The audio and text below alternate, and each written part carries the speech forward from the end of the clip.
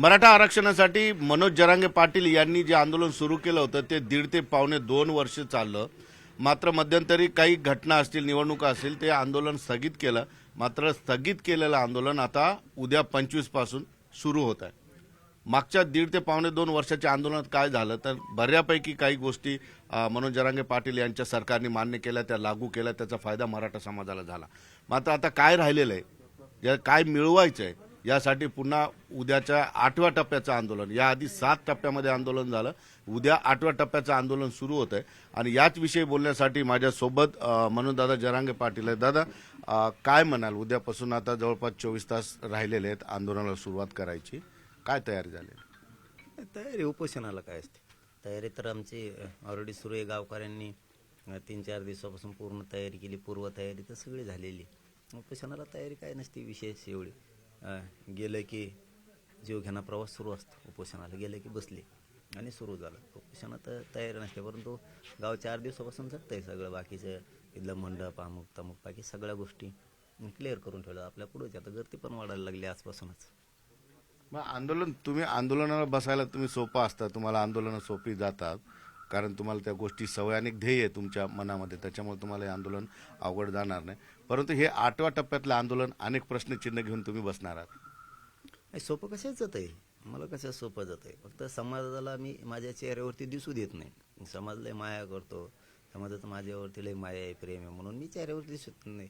सोपं कशाच जात आहे. आग होते मारण्याचे, पोटात सगळं झाल्यासारखं होतं, पाणी नसतं पोटात, काही अन्न नसतं, काय नसतं. आणि पाणी नसल्यावर ते नाही की एखाद्या गाडीचं मशीन गरम होतं, तसं जसं जाळ होतं तसं प्रचंड आग जाळ होती पोटात. ते फक्त चेहऱ्यावरती आपण दिसू देत नाही.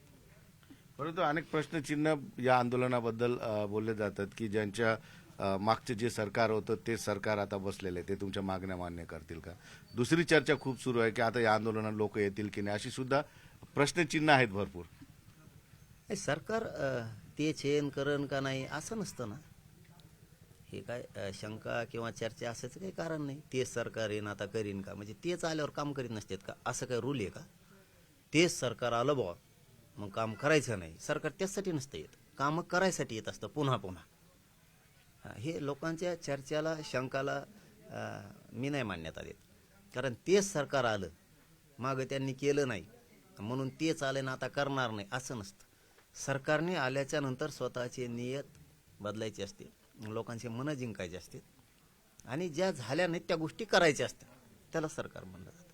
मग याला नाही केलं पुन्हा पुन्हा तेच जर असेल, त्याला मगरुरी माज मस्ती म्हणतात. मग म्हणजे बेमानी. एकदा मराठ्यांच्या जीवावर निवडून यायचं आणि काहीच करायचं नाही, त्याला बेमानी म्हणले जाते. गद्दारी बेमानी केली. आणि मला नाही वाटत की मराठ्याशी यावेळेस गद्दारी आणि बेमानी होईल. म्हणून झाली तर मग सांगतो त्यांना 25च्या नंतर. मागच्या आंदोलनादरम्यान उपमुख्यमंत्री देवेंद्र फडणवीस आणि तुमच्यामध्ये बऱ्याच आरक्षणाच्या मागणीला घेऊन बरंच दोघांमध्ये संघर्ष झाला. आता तेच मुख्यमंत्री त्या ठिकाणी बसलेले आहेत. तुम्ही बोलताना अनेक म्हणता की मुख्यमंत्री तेच जरी असले तरी सरकारबद्दल सकारात्मक आहे. ही सकारात्मकता का आलेली? मी आत्ता बोलणार नाही त्यांना, 25च्या नंतर बोलणार. तुम्ही म्हणलात ना आता की पाठीमागच्या वेळेस खूप संघर्ष झाला होता, आताही होणार आहे. पण ही 25 हे उपोषण संपल्याच्या नंतर होणार, तोपर्यंत नाही. कारण जेव्हा मागे संघर्ष होता त्याच्यापेक्षा दुप्पट दिसेल तुम्हाला. आपला शब्द ध्यानात ठेवायचा. फक्त आता हे आलाय खांदे बदलू. पहिल्यांदा ते होते, आता येत. पहिल्यांदा ते म्हणायचे ढकलून द्यायचे. शिंदेसाहेब मुख्यमंत्री आहेत, आम्ही त्यांना आडवितो का विचारा, एक शब्दानं दुखितो का, आडवं पडतो का विचारा. आता तुम्हीच, म्हणून आम्ही गप. आता तुम्हीच येत. त्यावेळेस ढकलून देत होते शिंदेसाहेबांवरती, आम्ही आडवीत नाहीत, आम्ही आरक्षणाला विरोध नाही, ते का देत नाहीत आम्हाला माहीत नाही, असं बोललेले आहेत, स्टेटमेंट आहेत मीडियाला. ढकलून देत होते. आता मुख्यमंत्री तुम्हीच आहेत, सरकार तुमचंच. आता आम्हाला बघायचं तुम्हाला आता कोण आडवं येत आहे. तुम्ही नव्हते ना आडवे कोणाला, आता तुम्हीच येत, म्हणून बोलत नाहीत आम्ही. बघू 25 तारखेच्या उपोषणात किती दिवस चालतंय, सरकारला किती द्वेष आहे का नाही, हे आता समोर होणार आहे चित्र क्लिअर. सरकारच्या आणि फडणवीस साहेबांच्या मनात मराठ्यांविषयी, गोरगरीब मराठ्यांच्या लेकरांविषयी द्वेष आहे की नाही, आकाश आहे का नाही, हे आता उद्यापासून उघडं पडणार आहे. पण तरी तुम्ही सकारात्मक आहे सरकारबद्दल? म्हणजे मागच्या ढकला ढकले होत्या ना त्याच्यामुळं आता तुम्ही येत. आता आम्हाला बघायचं. मग तुम्हाला 25चं आंदोलन एकदा संपल्याच्या नंतर कळत संघर्ष कसा असतो. मग त्यांनाही कळत. पण आम्हाला बघायचं आहे ना. म्हणत होते ना पहिल्यांदा ते आम्ही अडवत नाहीत. आता तर तुम्ही येत. आता कोण अडवत आहे आम्हाला बघू द्या. मराठ्यांविषयी त्यांच्या मनात राग आहे, आकश आहे, द्वेष आहे, हे हाय का नाही हे चित्र आता थोड्या दिवसात क्लिअर होणार. पाटील साहेब किती दिवस आंदोलन चालेल आता? कारण 7 टप्प्यामध्ये 7 आंदोलनं झाली वेगवेगळ्या पद्धतीची. सरकारने दखल घेतली नाही घेतली हा वेगळा विषय, पण बऱ्यापैकी पदरात पडलेल तुमच्या. तर हे आंदोलन किती दिवस चालू शकतं? तेच आज कसं सांगता येईल आता सरकारची काय भूमिका आहे. त्यांच्या मनात आलं फडणवीसांच्या तर हे आंदोलन उद्या सुद्धा होणार नाही. आज जर मागण्या सगळ्या मान्य केल्या तर सगळे जर अंमलबजावणी केली तर उद्या होणार नाही. त्यांनी नाही केलं तर हे आंदोलन लगातार सुरू राहणार आहे. आता कठोरपणानं ते मराठ्यांच्या गोरगरिबांच्या लेकरांशी जीवनाशी खेळायचंय की नाही खेळायचं, मराठ्यांच्या गोरगरिबांच्या लेकराचा अपमान करायचाय की नाही करायचा हे मुख्यमंत्र्यांच्या हातात आहे. ते आता सिद्ध होणारच. मराठ्यांविषयी मनात चांगली भावना आहे त्यांच्या का वाईट भावना आहे हे सिद्ध होणार आहे. मराठ्यांचे प्रश्न सोडवायचे की नाही सोडवायचे, गरिबांच्या लेकरात चांगलं होऊ द्यायचं की नाही होऊ द्यायचं हे आता थोड्या दिवसात उघडं पडणार. त्यामुळे आजच बोलून उपयोग नाही. कदाचित त्यांनी काम केलं तर बोलून उपयोग आहे का, नाही केलं तर त्यांना कळत पुढं काय असतं ते. पण तुम्ही सतत म्हणता की सरकारला अवघड जाईल, सरकारला झेपणार नाही. कसं काय अवघड नाही जाणार. मराठ्यांच्या जीवावर निवडून यायला चालतं. बेमानी कसं काय मराठी कपून घेतील. भाजपमधल्या मराठ्यांना, महायुतीतल्या मराठ्यांना आरक्षण लागत नाही का? त्यांच्या पक्षात असलेल्या मराठ्यांनी काय ठेका घेतलाय काय? आमदार त्यालाच करायचं, मंत्री त्यालाच करायचं, सत्तेत त्यालाच बसवायचं. आणि आमच्या लेकरच काय आता सत्तेत असणाऱ्या मराठ्यांना आणि विरोधात असणाऱ्या मराठ्यांना आरक्षण लेकरा बाळासाठी लागत नाही का? मग लागतंय ना. तर मग आता पोरं प्रश्न विचारणार आहे स्वतःच्या बापाला आईला सुद्धा की सत्ता आपली आहे, आमदार आपला आहे, मंत्री आपल्या पक्षाचा झाला आहे, सत्ता बहुमतानं आपल्या पक्षाची आली, मग आम्हाला आरक्षण लागतंय. आपले मुख्यमंत्री फडणवीस साहेब आम्हाला आरक्षण कसं काय देत नाही, आम्ही काम केलंय सरकारचं असं मुलं विचारणार आहेत, बापाला सुद्धा बोलणार आहेत लोक. हे खूप आता किचकट करून ठेवलं आहे आता फडणवीसांनी. त्यामुळे सोपं जाणार नाही. आम्हाला सगळ्यांना आरक्षण लागतंय, कोणत्याही पक्षात असू द्या, विरोधात असू द्या किंवा महायुतीत असू द्या, आरक्षण आम्ही घेणार आहेत. जरी मोठा समाज आहे सगळ्या पक्षात असला तर आरक्षण आणि समाजाचा विषय येतो त्या दिवशी एका छताखाली आम्ही सगळे येतो ताकदीने. पाटील 2 प्रश्न आहेत त्याच्यावर तुम्ही वेगवेगळे बोलावे हे अपेक्षित आहे की मागच्या 1.5 ते पावणे 2 वर्षापासून तुमचं आंदोलन राहिलं. त्या आंदोलनात सरकारने काहीच दिलं नाही हे म्हणणं सुद्धा सरकारवर अन्यायकारक होईल. बऱ्यापैकी गोष्टी काय मान्य केल्या, नोंदी असतील किंवा समिती असेल, वेगवेगळं काय हाती लागलं तुमच्या 1.5 वर्षाच्या आंदोलनात? असं कसं म्हणता येईल. मी रिझल्ट दिला. माझा समाज ज्यावेळेस एक झाला त्यावेळेस श्रीमंताऱ्याने रिझल्ट दिला. मी फुटलो नाही स्वार्थासाठी, माझ्या मॅनेज नाही झालो, गद्दारी नाही केली माझ्या समाजाची. माझ्या समाजाशी मी प्रामाणिक आहे आणि आयुष्यभर राहणार आहे. मिळालं एकजुटीमुळे. हे बघा 57 लाख नोंदी म्हणजे लहान आकडा नाही.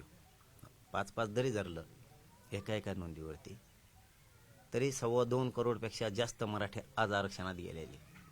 माझ्या करोडो मराठ्यांचं आज कल्याण झालेलं आहे. सगळ्या जाती धर्माच्या मुलींना मोफत शिक्षण मिळालं. त्याच्या काही त्रुटी राहिल्यात वाटतं, त्यांनी त्या भरून घ्याव्यात लवकर आणि मोफत शिक्षण करावं अंमलबजावणी केली नसेल तर. सगळ्या जाती धर्मांच्या मराठ्यांच्या मुलांसाठी मुलींसाठी ते मोफत शिक्षण होतं. आपण ते नाकारलं. लेकी बाळीनं कोणी काही केलं नाही कोणाच्या हे शब्द आहेत आपल्या सरकारला. त्यावेळेस मंगल प्रभात लोढासाहेब, दीपक केसरकर साहेब सुद्धा साक्षाला आहेत तिथं. आपण त्यांना आकारलं. एका जातीच्या मराठ्यांच्या मुलींना नाही, बाकीच्या मुलींना काय केलं लेकी बाळी सगळ्या जातींसाठी करा.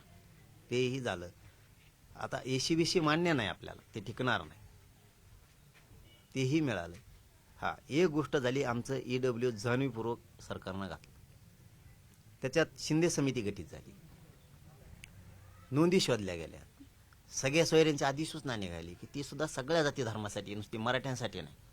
विशेष मागास प्रवर्ग, त्याच्यात इतर मागास प्रवर्ग आहे, मागास वर्ग आहे, सगळ्यांसाठी आपण त्या मागितलं. NT असन, VJNT असन, OBC असन, सगळ्यांसाठी सगळ्या सोयरीची अंमलबजावणी मागितली. ती अधिसूचना कधीच होऊ शकत नव्हती, ती झाली. त्याची फक्त अंमलबजावणी राहिली. नाही मिळालं असं नाही म्हणतात, नाही मिळालं. आता माझा प्रश्न त्याला धरून हा राहील की तुम्ही आता म्हणताय की हा शेवटचा हातोडा या आंदोलनाचा. थोडं राहिले, मग आता काय राहिलेलं आहे त्याच्यासाठी आपल्याला तुम्हाला शेवटचा हातोडा मारायचा आहे? थोडं राहिले. म्हणून समाजाने एकत्र राहणं गरजेचं आहे. महिना 2 महिन्याला 4 महिन्याला एकजूट दाखवणं गरजेचं आहे. राजकारण ही वेगळा विषय. वैयक्तिक मतभेद काही असले, नाराजी असेल, हा विषय वेगळा आहे. पण ज्यावेळेस जातीच्या अस्तित्वाचा प्रश्न उभा राहतो त्यावेळेस वैयक्तिक मतभेद, राजकारण हे सगळं पायाखाली तोडवायचं. पण जातीच्या अस्तित्वासाठी, आपल्या स्वतःच्या लेकराच्या भविष्यासाठी ताबडतोब एकजूट व्हायचं. ते गरजेचं आहे. कारण उगा थोडं राहिलं आता. कारण एकदा सगळ्या सोयरीची अंमलबजावणी झाली, तीनही गॅजेट लागू झाले. हैदराबादचा गॅजेट असन, सातारा संस्थांचा सण, बॉम्बे गव्हर्नमेंटचा सण. 83 क्रमांकाला कुणबी आणि मराठा एकच. तो 2004चा JR जरी दुरुस्त झाला आणि सगळ्या मराठ्यांना जरी आरक्षण मिळालं, केसेस मागं झाल्या आणि नोंदी शोधायला शिंदे समितीला मुदतवाढ देऊन पुन्हा सुरुवात झाली, जिंकले मराठी. थोडं राहिलं उगं. प्रमुख 3 मागण्या आहेत आता, 3-4 मागण्या. हा, तशा 8 आहेत, 8-9 आहेत पूर्ण सरकारकडे आपल्या गेलेल्या आहेत. सरकारकडे आपण त्या दिलेल्या आहेत. झालं उगं थोडं राहिले. मराठ्यांनी एकदा हिसका दाखविला एकत्र येण्याचा, फक्त ते पण मार्गी लागेल. लागलाच समजायचं.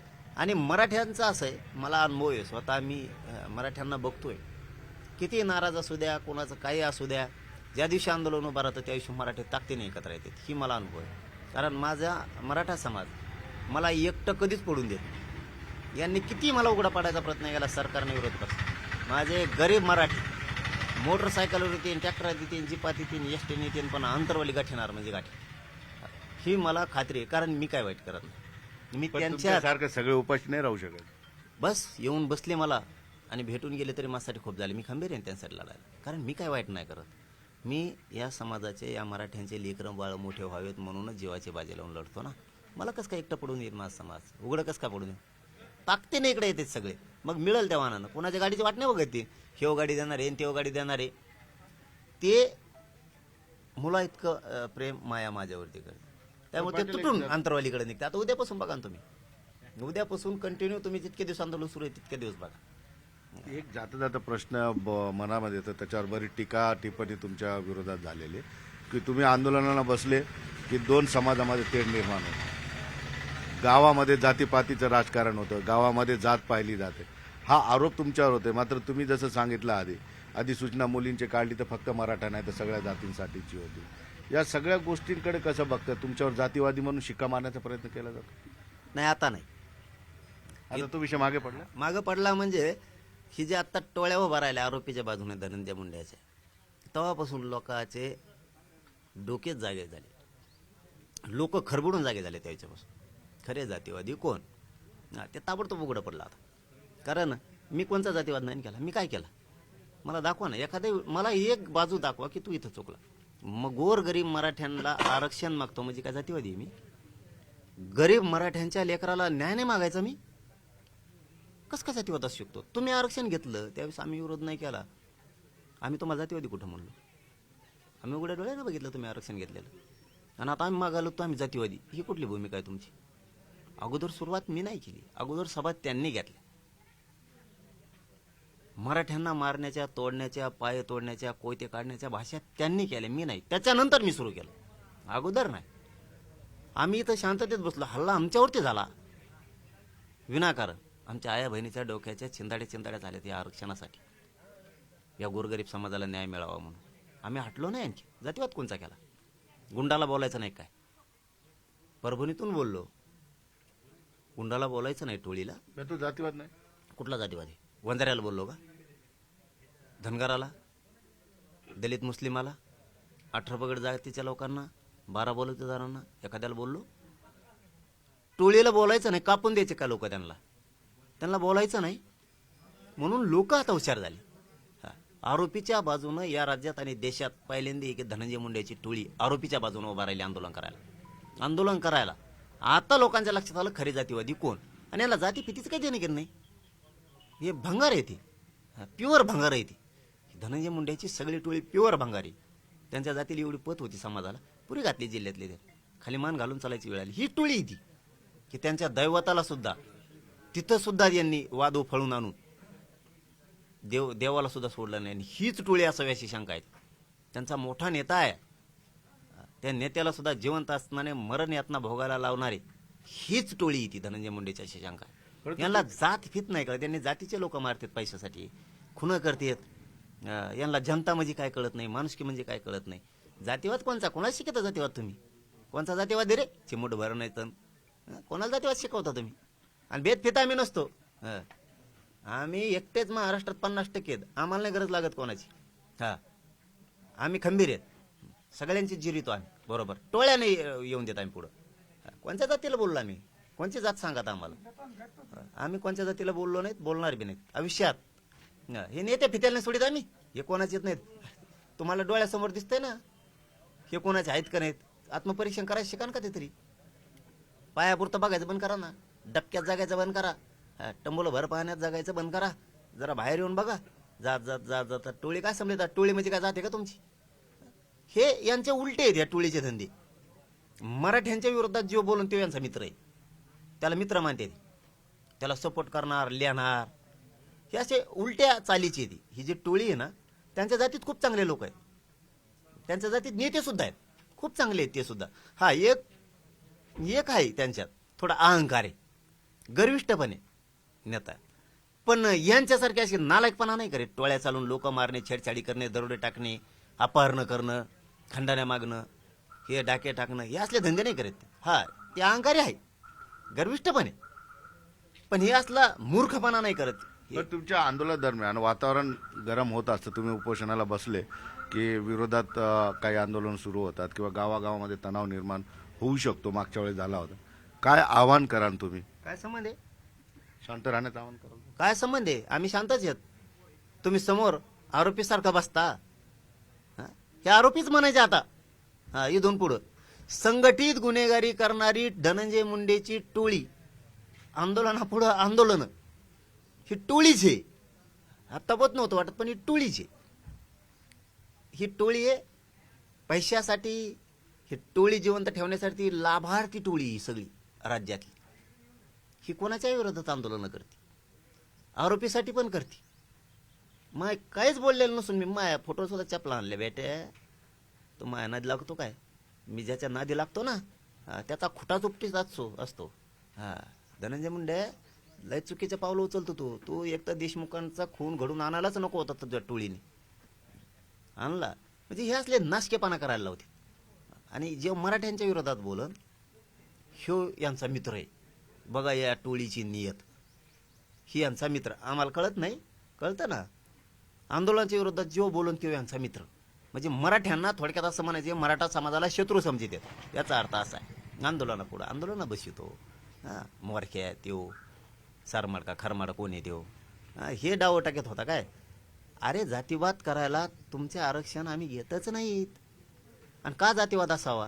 का करायचा आहे तुम्हाला जातीवाद? तुम्हाला ज्यावेळेस आरक्षण मिळालं त्यावेळेस आम्ही कधी विरोध केला का? नाही केला, अजिबात नाही केला. आणि करणार बी नाहीत. शेवटचा प्रश्न पण माझं सरळ एक म्हणणं आहे यांना. एक तर धनगराच्या आणि वंजाऱ्याच्या आरक्षणाला धक्काच लागत नाही आमच्यामुळे. तुमचा विरोध असण्याचं काही कारणच नाही. जर आता आम्ही वंजारीला धनगर बांधावाला कधी बोलत पण नाहीत, कधी बोललो बी नाहीत आणि बोलणार सुद्धा नाही. कारण ती जात थोडी वेगळी. ती मायाळू पण आहे आणि संस्कारी पण आहे. ते लई यांच्यासारख्या मोगम भांडणं ऐकत नाही. मोगम यांना भांडणं ऐकत घ्यायची सवय. तसे ते नाहीत. ही वेळ निघून जात असते आंदोलनाची याची त्याची. कारण उद्या आपल्याला एकत्र राहायचं असतं. म्हणून ती जात एवढीही नाही आहे धनगर समाजाची. आणि कुठं जातीवाद करून मराठ्यांना आडवं पडून तुमचा काही उपयोग होत नाही. कारण तुम्ही उगाच नाराजी अंगावर घेताय, उगाच नाराजी पसरताय मराठात, धनगरात, ओबीसी समाजात, उगाच. कारण तुमचं आरक्षण आम्ही येतच नाहीत. आणि तुम्ही विरोध केला तरी आम्हाला मिळणारच. पण सरकारने काही संपर्क केला नाही. आता आव्हान काय करणार सरकारला? उद्यापासून तुमचं आंदोलन सुरू होतं. त्यांना काय आव्हान करायचं? त्यांना काय कळत नाही का? ते काय बारीक लेकर आहेत. त्यांना काय आव्हान करायचं? त्यांना काय माहीत नाही का?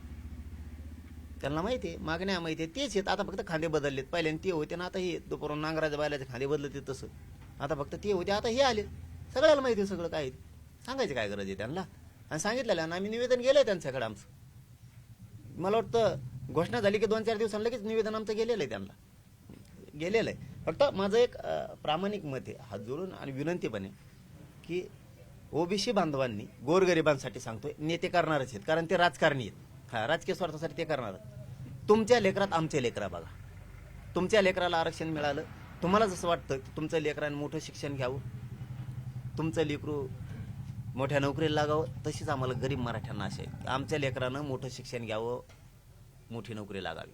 तुमच्या लेकरात जरा आमचं लेकरू बघा आणि गोरगरीब आमच्या मराठ्यांना आरक्षण मिळू द्या. तुम्ही विरोध केला तरीही आम्हाला मिळणार आहे. कारण आमच्यामुळं तुम्हाला धक्का लागत नाही. आणि दुसरी गोष्ट, आम्ही तुमची भाकरी खात नाहीयेत. आमचं 1884 पासून 81 पासून आरक्षण आहे. तुम्हाला आत्ता 67ला मिळालंय आणि 90ला मिळालंय, 1990ला. आत्ता आम्ही लय वर्षाचे आहेत. त्यामुळं विनाकारण आमचं असून आम्हाला विरोध नका करू, उलट आमच्या बाजून राहा, आमच्या विरोधात आंदोलन नका करू. त्या संतोष भाईच्या देशमुख साहेबांच्या आंदोलनावरून होईल की आज आरोपीच्या बाजूने ते आंदोलन करतायत, आरोपीला सोडून द्या म्हणून. तसं तुम्ही विरोध केला तरीही संतोष भाईला न्याय मिळणार आहे. तसंच आमच्या आरक्षणाला तुम्ही विरोध केला तरी आम्हाला मिळणार आहे, कारण ते आमच्या हक्काचं आहे. त्याच्यापेक्षा आपल्यात मनभेद होण्यापेक्षा, एकमेकावर मन नाराज होण्यापेक्षा आपण गुन्ह्या गोविंदानं राहू. आमचा हक्काचं आहे, मिळून देण्यासाठी उलट आम्हाला सपोर्ट करा. आयुष्यभर हे मराठी ओबीसी बांधवांचे, गोरगरिबांचे उपकार विसरणार नाहीत आयुष्यभर. कारण तुम्ही विरोध केला तर मन दुखणार आहेत, मन विभागणार आहेत. त्यापेक्षा तुम्ही विरोध करूनही आम्हाला मिळालंय तुमच्यासमोर आणि पुढेही मिळणार आहे. त्यापेक्षा आमच्या बाजून राहा, आपण सगळे गुन्ह्या गोविंदाने राहू. गोरगरीब मराठा समाजाला आरक्षण मिळू द्या, ही विनंती. बघितलं आपण या ठिकाणी मागचे 1.5 ते पावणे 2 वर्ष आंदोलन झालं. त्या आंदोलनातून मराठा समाजाला बऱ्यापैकी हाती लागलेल्या बऱ्यापैकी मागण्या मान्य झाल्या आणि त्याचा फायदा मराठा समाजाला झाल्याचा दावा मनोज जरांगे पाटील यांनी केलेला आहे. मात्र काही गोष्टी राहिलेल्या आहेत, अगदी क्षुल्लक गोष्टी राहिलेल्या आहेत. त्या गोष्टीसाठी उद्याच्या आंदोलनाच्या मार्फत एक शेवटचा हातोडा मारणारच, हा ठाम विश्वास मनोजदादा जरांगे पाटील यांनी या ठिकाणी मांडला. सुधीर जाधवसह सिद्धार्थ गोदाम, न्यूज 18 लोकमत, आंतरवाली, सराटी.